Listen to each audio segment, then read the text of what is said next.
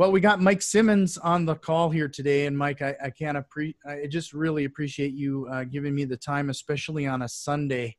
A lot of people want to reserve that day for other things, but I think we're going to have a ton of things to talk about, but I usually throw it to my guest to do a quick introduction. But I think I have a feeling some people are going to know who you are, but we'll go from there. Good. That'd be great. Hey, yeah, absolutely. Thank you for having me on. Also, it is a Sunday. It just goes to show that we're either really crazy or really accommodating. I don't know, one of the two, but I had the time, so why not, right? As far as me, my name is Mike Simmons. I'm in Michigan. I do my investing in Michigan. And I started off about 12 years ago, right when everything sort of tanked. My wife and I didn't know any different. We started flipping houses.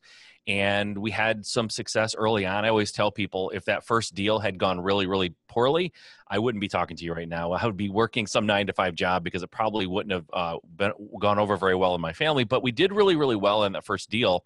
And we started flipping houses. And at some point, my wife kind of wanted to get off the roller coaster. Real estate can be stressful a little bit. Mm-hmm. And things don't always go perfectly. And it just wasn't good for her mental health to be involved in the kind of the roller coaster ups and downs, especially when you're growing your business and kind of figuring things out. So that was a blessing in disguise, kind of, because when she stepped away, it was sort of like all reservation of like being conservative and things, because I have a very high risk tolerance. It just sort of took off. I started making a lot more offers and getting more deals, and I was just running through deals a lot faster, and we scaled it up. And then at one point, I decided that, this flipping houses is great. It's very much dependent on me being out there doing things. So I probably should diversify my efforts and start buying rentals as well. So we started building our rental portfolio, and I added wholesaling properties to the mix. And if you don't know what wholesaling is, it's essentially flipping contracts. You're getting a property under contract and selling that contract to a house flipper or landlord in most cases. And I started doing a lot of that, learning a lot about myself as I was growing my business, building a team, scaling up, and adding systems into the mix. Because originally, the first handful of years I was doing this, I would get a property under contract. We'd go to Home Depot and we would pick out flooring and new cabinets. And every time we did it, we picked out different materials, and we what do we feel about this one? And what's our, what kind of a palette do we want to create? It was kind of silly from a business standpoint that we were reinventing the wheel. And I got really good at dialing in systems and processes, bringing people on to my team who were better at specific things than I was. And I had to admit to myself that I was in the way. So we scaled up, and today, over the last 4 or 5 years, we flip or wholesale anywhere between 90 and 110 properties a year, and building a portfolio of rentals kind of slowly. It's not an aggressive approach that way, but just building them nice and slowly, and having that residual income coming in from those. Sure. So, you mentioned you started things off with, 2 or 3 deals. Was it a week or a month? And now you're averaging 10 to 15? We started in 2008, and my company really hit that hockey stick growth in 2016. So I spent, and then probably for the first 2 or 3 years, I was doing a deal every couple of months. And then a couple of years later, I was hitting that 1 to 2. And then by 2015, I was doing 2 to 3 deals a month probably. And then what happened was, for me, and I'm a big fan of mentors, masterminds, coaching. I joined a mastermind, and I finally was surrounding myself with people who had gone much farther than I had. Sometimes when you're in a local market, you can flip 10 houses a year, and you're kind of one of the big dogs, and you start thinking, wow, I've really got this figured out. I'm doing 10 a year. And there's nothing wrong with doing 10 a year. That is a nice business. But I was unable to see much past that, because nobody I knew was doing much more than that. So when I joined this mastermind, it was a national mastermind, and we would fly into a central location, and I was surrounded by people who were doing 20, 50, 100, 120 deals a year. And it just blew my mind. I was like, wait a minute, I'm doing like 10 or 15. Like, how are you doing? I'm running around like crazy. How could you possibly do 100? And the first inclination is to go, BS. They're not doing that many, Mm-hmm. right? Until you get to know them and you kind of see their business and you go out and you visit them and you understand, no, wait, they are doing that, but it's because they're not doing everything. They created a business, and I'm running this job. I have a job basically that I've created for myself, and they were running businesses. They had teams, they had people answering phones, they had acquisitions people, they had all these different people project managers working in their company. And I realized, oh, that's how they're scaling, because they're not doing it all themselves. And once I understood the power of hiring people and building a team and creating a culture of people who are all rowing in the same direction, that's when my company just absolutely exploded. And that was the reason why I wrote my book, because people are asking, how did you do that, right? And everyone's looking for this like software or the secret list that you can get, right? Like everybody wants that. It's like this, they want the silver bullet, but the reality is there's no secret to it. It's scaling a real estate investing company is not really any different than scaling many other companies. It's about hiring the right people, creating systems and processes, documenting those processes, making sure that things can be delegated effectively. And the owner, you and I, we should be spending our time on higher level stuff, like maybe going out and finding deals or raising money, talking to investors.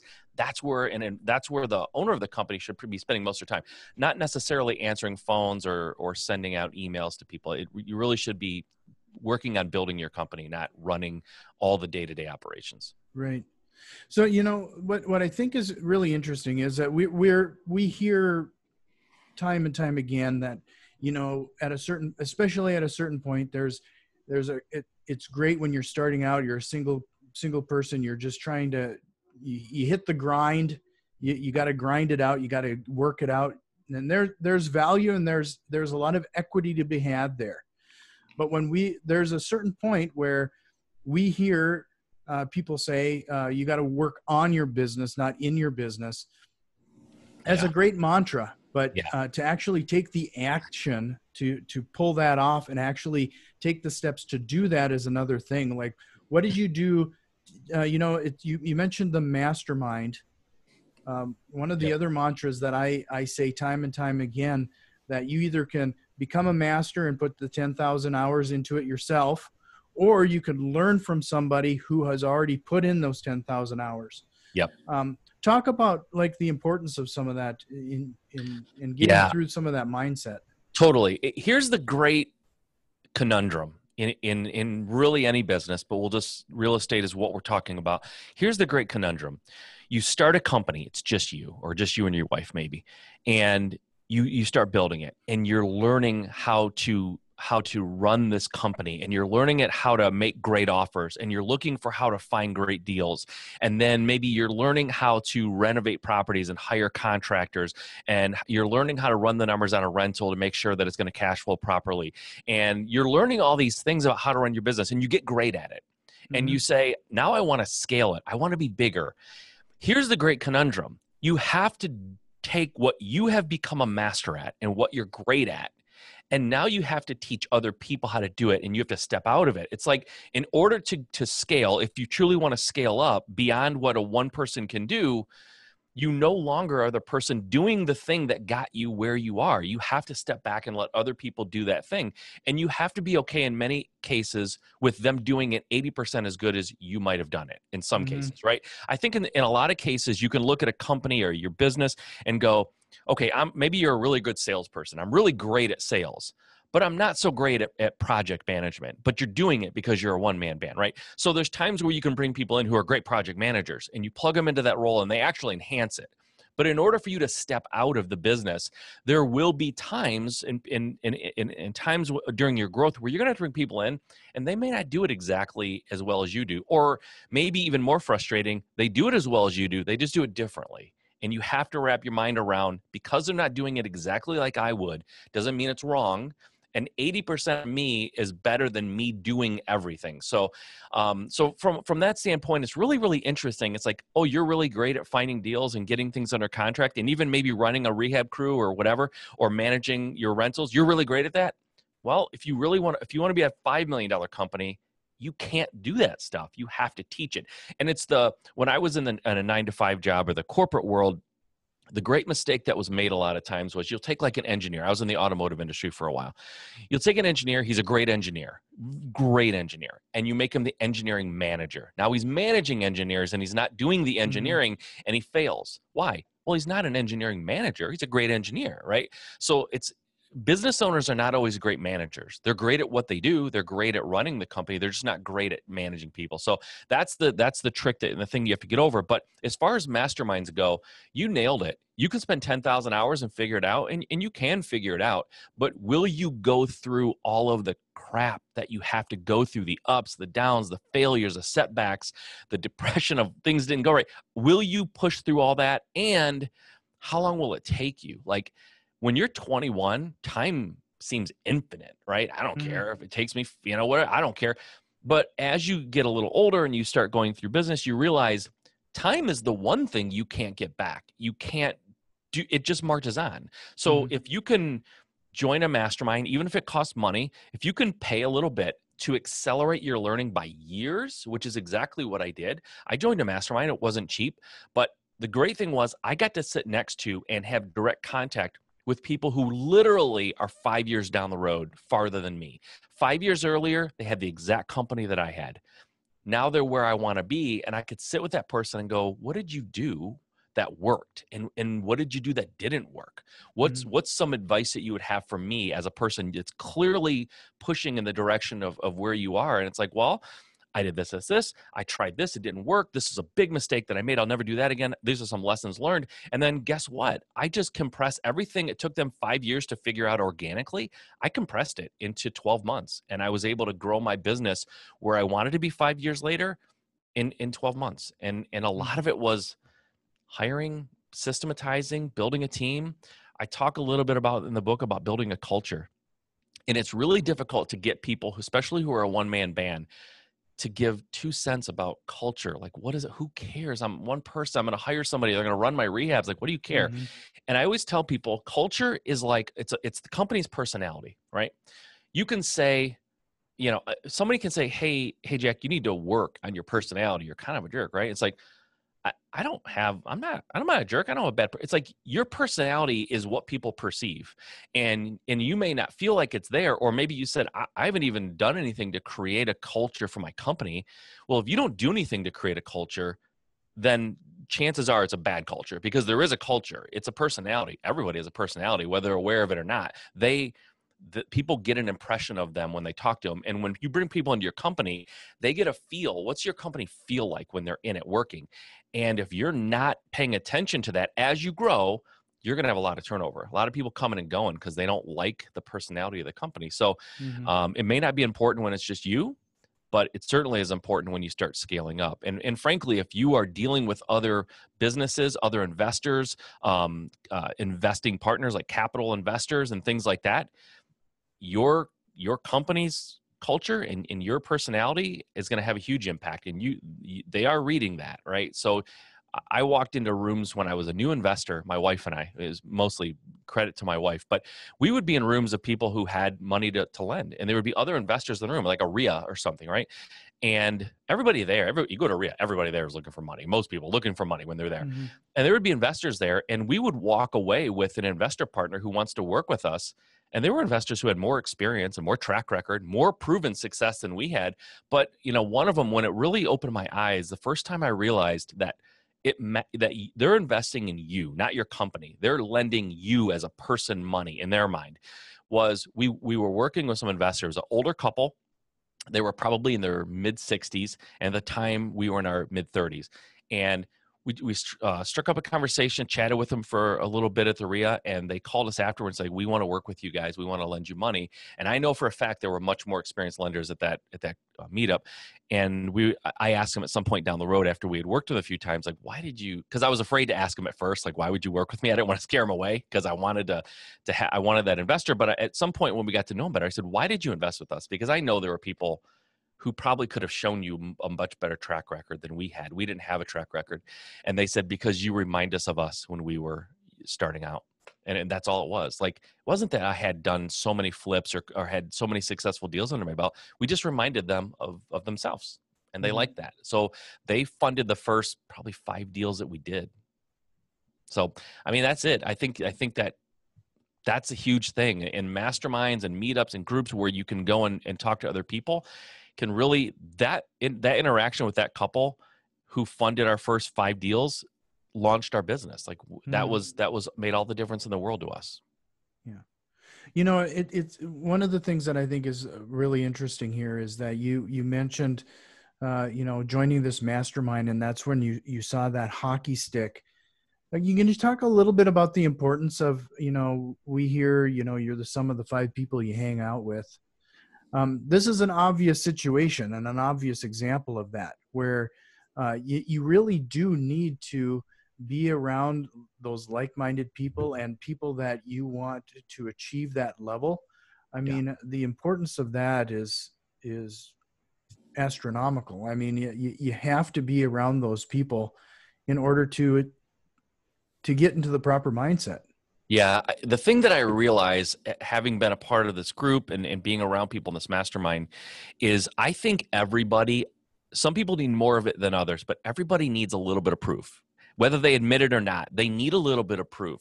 And when you can be around people physically, rubbing elbows, talking to them, seeing their numbers, looking at their KPIs or their company metrics and understanding what's happening in their business, when you see some of that tangible proof, it makes it more real for you, right? To hear someone, on TV or whatever on a show, just talking about it, it's helpful, but it really, really changes things when you are around people physically and you have that proof of what's going on. The other thing about masterminds that you sort of realize after you're a part of one, especially a really good one, is you don't know what you don't know. So you don't always know what you should be asking. You don't know what you should be concerned about or not concerned about until you're around folks that are maybe a little farther down the road than you, or even just in the same boat, right? You're sitting in a room with people, like yourself, who are trying to grow and scale and be profitable and make sure that they're really running a responsible business. And they start asking questions, right? And it's like, well, that's a great question. I never would have thought to ask that. Right. So it's like that accelerated learning is so exponential because you're not only just getting direct influence, direct access, direct information and guidance from people who maybe have kind of been there, done that, but your peers in the group are also like opening up your brain to possibilities because let's face it, there's a million ways that you can run a real estate investing company. There's a lot of different strategies and tactics and things that you can do. You can't do them all, but you can hear what other people are doing and sort of understand that you don't have to get super tunnel vision and think, oh, I tried this one thing and it didn't work, so nothing works. Like, no, wait a minute. There's other ways you can skin this cat. And being in a mastermind just opens your brain. It's just like you unlock something. You open a door that was closed and next thing you know, the sky's the limit. And it really did. I thought in my local market at any given time before I joined the mastermind, the person that I knew of personally who had done the most deals, far and away the most successful, bar none, everybody wanted to be half as good as them in terms of volume. They did 26 deals in a year. Now, 26 deals is a lot of deals. I get that. It's not nothing. But to me, that was the universe of what was possible, right? Until I got around people who were doing 4 or 5 times that. And I go, whoa, wait a minute. There's other possibilities here. And the people who were doing 26 deals were doing it all themselves. It was a partnership and they were doing everything themselves. So 26 is probably getting close to capping out what 2 people can manage, right? But I started getting around people who had a small team of people and they were doing 100 and I was just like mind blown. Like that was game changing for me. I find that was really cool. The concept that everybody needs proof, especially, whether they admit it or not. A great example of that is most first-time investors, they all get this concept that wholesaling is the key. If you want to get into wholesaling, lock up a property, get it sold, and there's no money out of pocket, until they do that for the very first time, then then any ones after that seem to come a lot easier. Yeah. It's that, and I would make the argument is that they've given themselves the proof that it's possible, and until they have that proof that it's possible, they're their own barrier up until that point. Yeah, I agree. And I think that proof, it comes with every new thing or every growth period that you have. So in other words, for me, doing the first deal, it was a flip for me. I needed to do that one.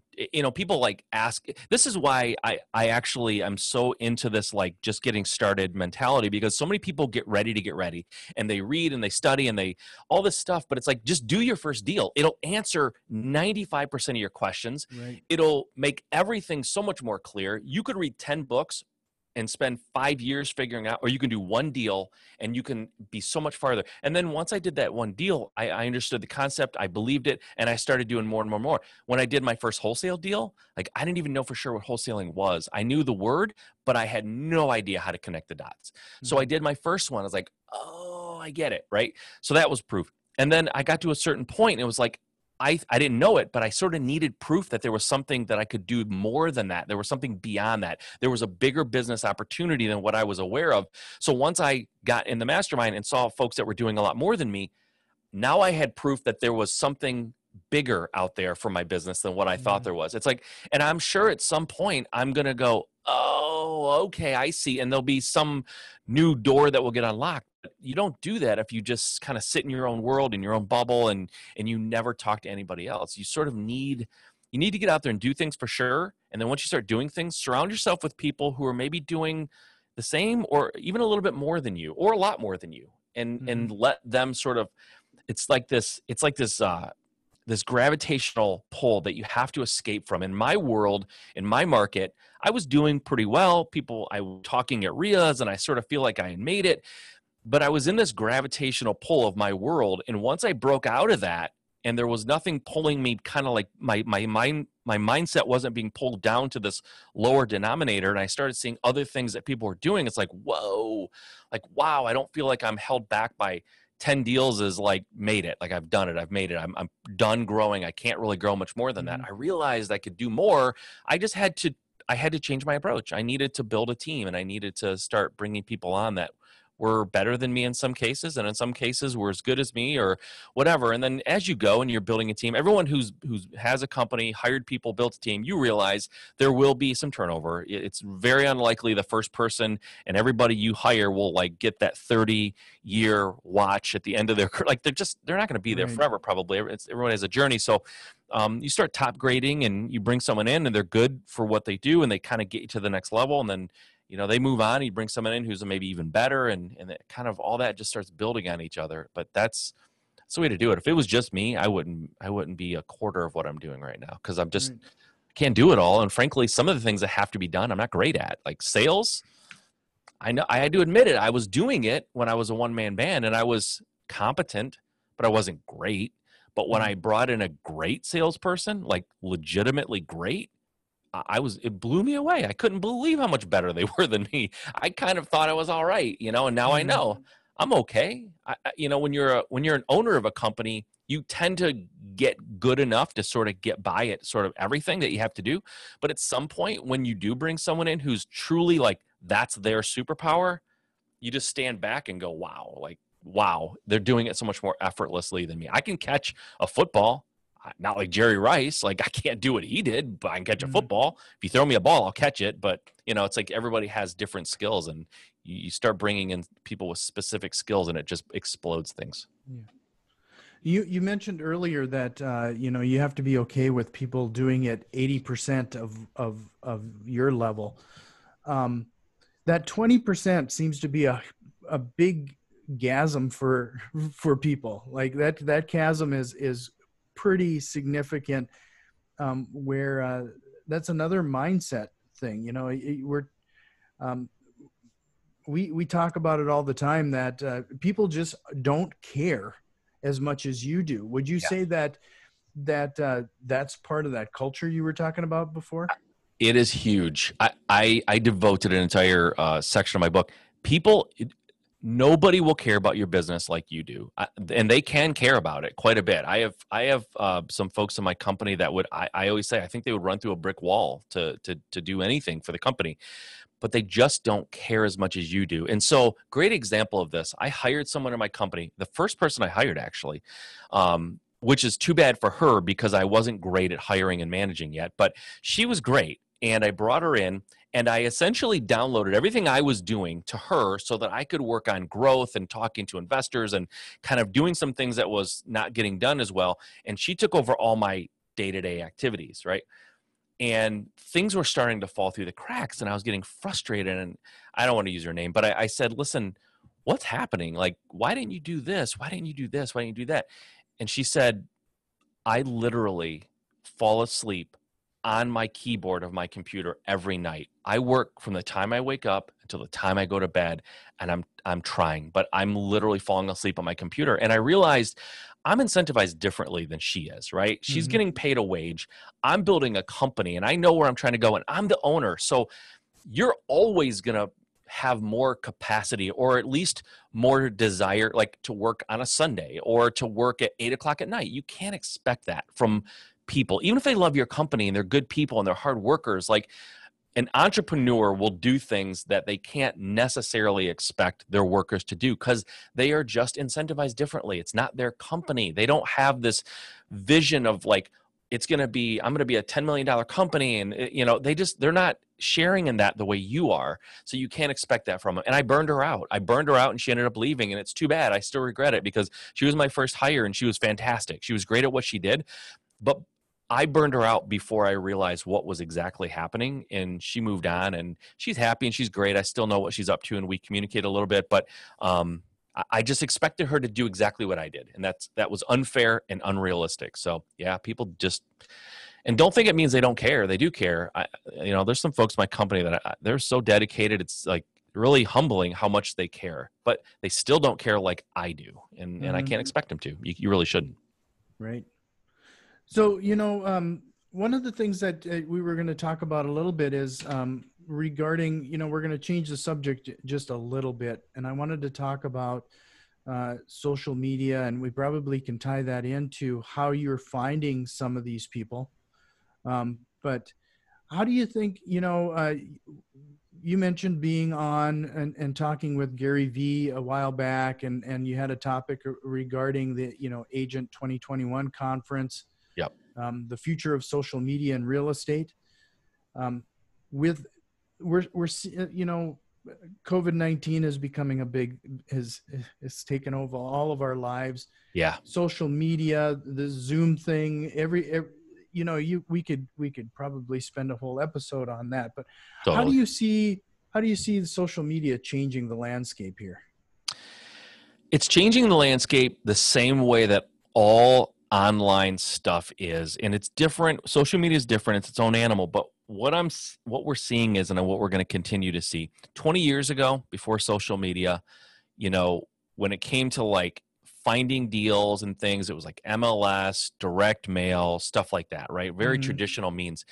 And that stuff still works, but sounds a little morbid, but as the baby boomers kind of move on and some folks sort of start aging a little bit more, people who have had the internet and computers in their life longer are more comfortable with getting online to find solutions to problems. They're not waiting for the mail to come to find out who they should bank with and who they should, order pizza from and all this stuff. And it's same with houses. And so what we're finding is, I think personally, the real estate industry suffers a little bit from being slightly behind the times. There are industries that have embraced social media and the internet a little more than real estate investors have traditionally. But I think we're starting to catch up now, and we're understanding that we need to be where people are. And more, even I tend to, our demographic and our company, people that we buy houses from, and we buy houses mostly direct from the homeowners, direct to sellers. If I just looked at the data and showed you the data, like the data it is what it is. It's just facts. Most of the people that we buy houses from are older. They're not younger. But older folks, and I say older, it's relative, right? So I'm saying the people that we buy houses from are typically over the age of 50, and a lot of times over the age of 60, but they're certainly over the age of 50. They are, over the last decade, more and more and more on Facebook, for example, right? People's grandmothers are now on Facebook because they want to see their grandkids and their kids and things like that. So more and more social media, and I'll use Facebook as, because I don't think you're necessarily older generations are on TikTok yet. It's like they haven't caught up to that. It's more of a kids thing right now. I think it will be, but it isn't. But Facebook is so mainstream. As a matter of fact, young people has sort of gotten off of Facebook a lot of times because their parents and their grandparents are on it. It's kind of a bummer when you're trying to do something cool and your parents and grandparents are there. But that's where people are. So doing Facebook advertising specifically, to find homeowners or sellers who are in distress or need to sell their house has become way, way, way more utilized, and people are finding deals on Facebook. Matter of fact, a lot cheaper than they're finding them through direct mail, because direct mail can get very expensive. It's, there's a lot of, at one point, we don't send quite this much now, but at one point last year, we were up to 65,000 mail pieces a month, right? Just to get 12 deals or 15 deals. Like, do the math. There's a lot of stuff that didn't get answered, a lot of people who didn't call us when they got something in the mail. But Facebook is still inexpensive enough that the ROI is really off the charts. You getting a deal on Facebook is so much more effective. And so because of that, and 5 years ago, for those of you who maybe haven't been around in real estate so long, 5 years ago, a good response rate for direct mail was 2 or 3%. Like, it was possible. And then it got down to like 1.5%. And it's like, okay, not bad. Most people now that I talk to, and I'm surrounded by hundreds of real estate investors from all over the country in our mastermind, are getting anywhere from 0.3 to maybe 0.8 or even maybe touching 1%. 1% is amazingly good, but like 0.5%, it's pretty common now for a response for direct mail. So the cost, the effectiveness of it has just dramatically taken a hit. So we're looking for other things that we can do.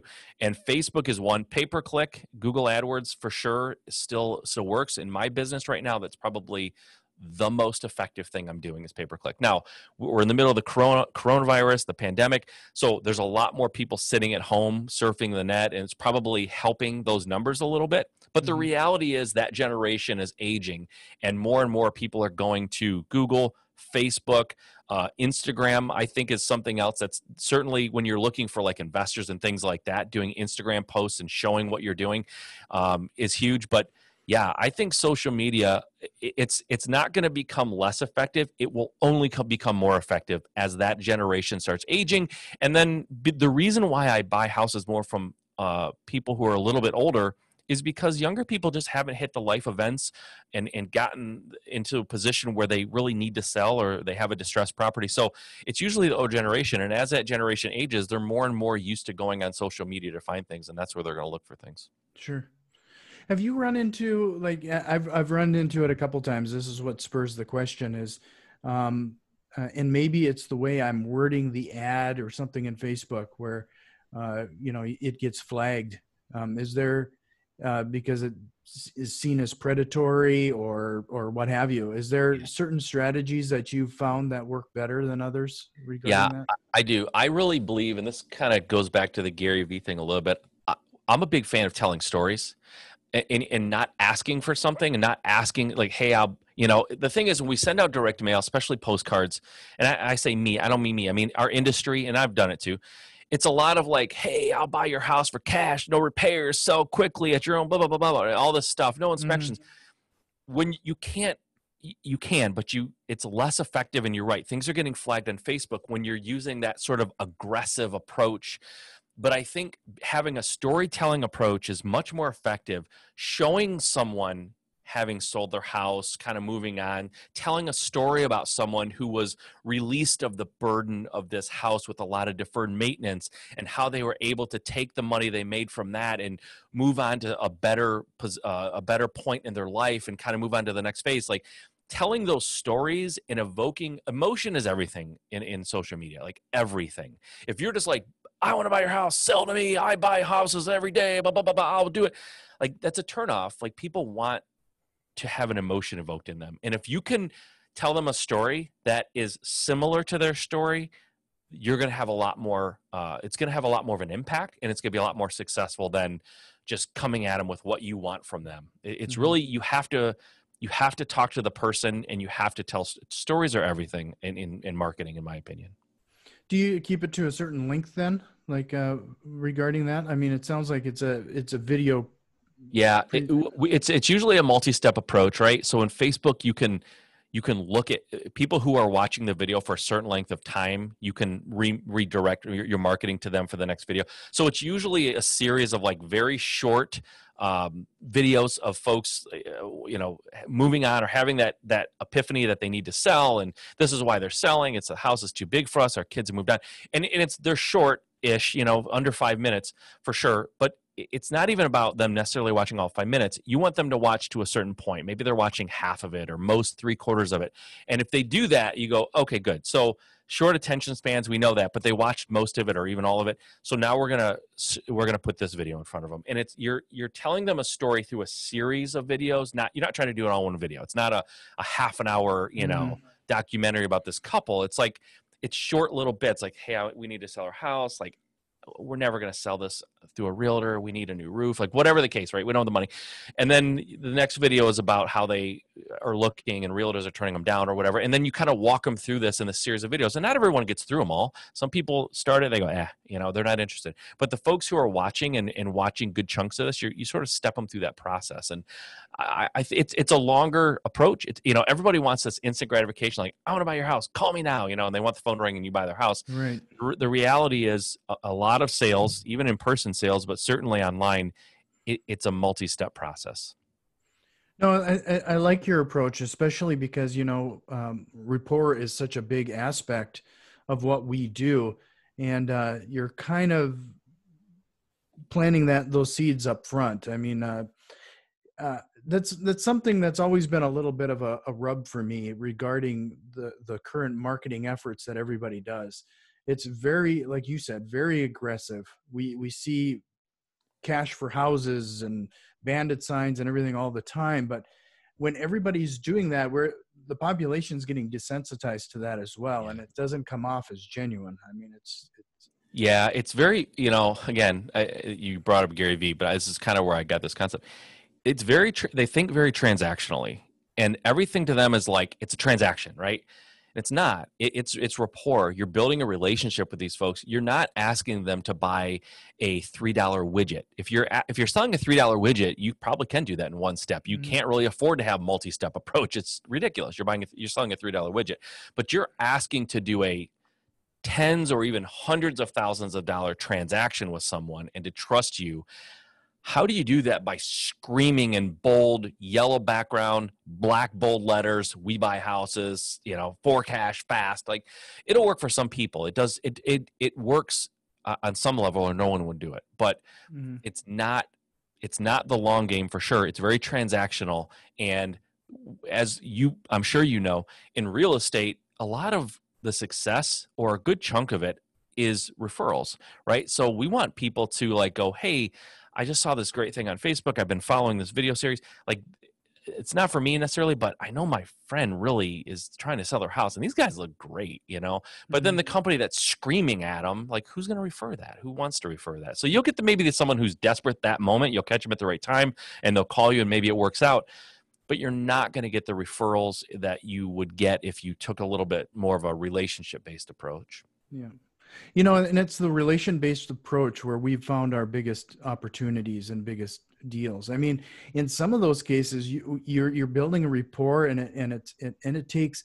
People think it's quick transactions, but it isn't uncommon for me to go into a house and I'm spending a couple hours, if not longer, because you're asking a few questions and they're admitting things verbally for the first time. You're almost they haven't admitted it to themselves. I mean, it becomes a pretty emotional situation. Well, the biggest mistake I think people make, new investors, when they're in a home and they're trying to get under contract, is to walk in the house and immediately and exclusively be thinking about the contract and how are they going to buy it and how much are they going to offer and what's that negotiation going to look like. I tell people all the time, if you're in the house for an hour and you even bring up the price that maybe they will, but if you bring up the price or start any level of negotiation before the last 10 or 15 minutes, like, you've screwed up. You should be sitting and listening. And by the way, man, I'm big on this, and I'm going to virtually pound this into the head of the people listening. The key here is don't listen and pretend to empathize. Like, listen and really try to help them solve their problems. Like, if you really truly come from a position of trying to solve problems, a lot of times you'll find the price of the house, especially at the point that you're at, right? They got your mail or they saw you on Facebook or whatever, and you're in their house, right? You've gotten that far. If you think that the price that you buy it for is the number one and only concern that they have and the only thing you can help them with, you're crazy.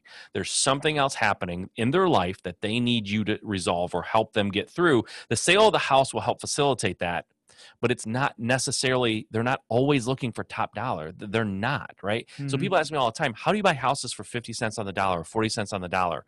Like, who would do that? I go, well, there's a million reasons why, but that's what you have to find out. That's your job when you go in there, is like, figure out what their pain points are, figure out how you can alleviate or solve those pain points. And then, oh, by the way, buy their house, right?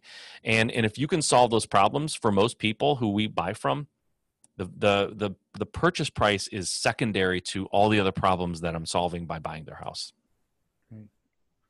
You know, I don't want to end this conversation, but I do want to. I probably consumed up so much of your time as it is.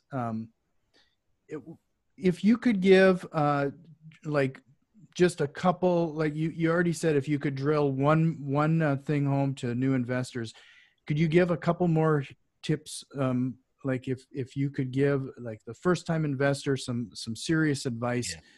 He's sitting down across from you over coffee.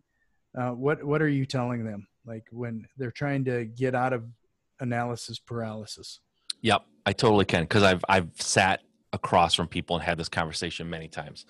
So the number one thing I would tell them, and hey, listen, we talked about this, everybody wants the silver bullet, everybody wants the software or the postcard that just crushes, and that's fine. But here's the thing, and I'll be a little bit vulnerable here for a second. I first got the bug, a real estate bug, and decided I really want to be a real estate investor. I decided that in 2003. Mm-hmm. I bought my first house in 2008. Okay.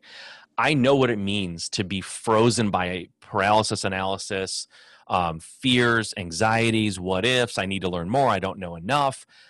And it froze me, right? I wish I had those years back to start earlier. Now, a lot of people got crushed in 2008, so probably a little silver lining that I started then. But the reality is, I tell people, number one, just start, right? It's self-serving. I name my podcast that. I get it, but that's why I did it. That's how important I think it is. People need to get out there to start. We talked about it earlier. You do that first deal, it'll answer 95% of the questions that you're struggling with, right? So get out there and get started. Make offers. Start the process, right? That's number one. Number two, absolutely look for mentorship or from help. You don't have to necessarily pay for it, certainly right off the bat. Find someone who's farther along than you are. They don't have to be doing 100 houses a year. You're doing 0. Find someone who did 5 houses last year and talk to them. Take them out to coffee. Try to be of service to them. And that's the other thing. When you're looking for a mentor, especially early on, when you have no experience in the industry, try to figure out what you bring to someone and invite that person out for coffee and start offering ways that you could be of service to them in exchange for them giving you their time to talk about the industry with you and help you with your journey. Figure out a way that you can help them. I get this all the time. I'm sure that you do. People reaching out of the blue. I don't know them from Adam, and they immediately are asking me for a lot of stuff. Like, can you give me this? Send me this. Can you evaluate this deal? Blah, blah, blah. Do you have money you can loan? Like, they come at me asking, and honestly, I've gotten to the point where I barely respond now when I get those because it's just so aggressive and so ugly. But I also have people who reach out and say, I'd like to take you out for coffee. Here's what I do. I'm really great at this. Maybe I could help you by offering my services here, or whatever the case may be. Even if they're trying to be of help or offer something, I will give them my time much more readily than I will someone who just kind of grossly comes at me with a bunch of, this is what I need from you kind of a thing. So be of service. Find a mentor or a mastermind or somebody that people you can surround yourself with, because it will be hard in the beginning. So if you can surround yourself with people who are having some level of success and kind of moving forward, it'll encourage you. It'll give you that proof that we talked about. So just start, find a mentor, and then really get out of your own way. Like, especially once you start getting a little bit of success, a little bit of traction, try to find out where you are not great and get some help in that area. And I'm not saying day one or day two, but realize if you want this to not become a job, you have to build a team. And I'm not saying pay people, but build a team could be find a great realtor that you can work with, find a great contractor that you can work, like really be conscious of building a team of people that are helping you move forward and be successful. You can't do it all yourself forever. You should not be painting houses. You should not be tiling your own floors, in my opinion. That's not, unless you're just great at that. But even then, you're gonna have a scale problem, right? So just be aware you can't do everything day to day. You need to build that team earlier than later. So, well, Mike, you obviously have a lot of stuff to share. So, where can they get your book? Where can they reach you? Where can they extend this conversation with you directly if they could? Okay, awesome. Thank you for that. So the book is available June 1st, 2020. So whenever you're listening to this, if it's past June 1st, you can find it on Amazon. Just search for Level Jumping by Mike Simmons. And it's how I took my company to over $1 million in gross profits in less than 12 months. So you can find that on Amazon after June 1st. And then if you want to get a hold of me, you can find me at mike@juststartrealestate.com. And then juststartrealestate.com, or I'm sorry, Just Start Real Estate is my podcast. So you can find me on Apple, iTunes, Stitcher, anywhere that you listen to podcasts. You can find me at Just Start Real Estate.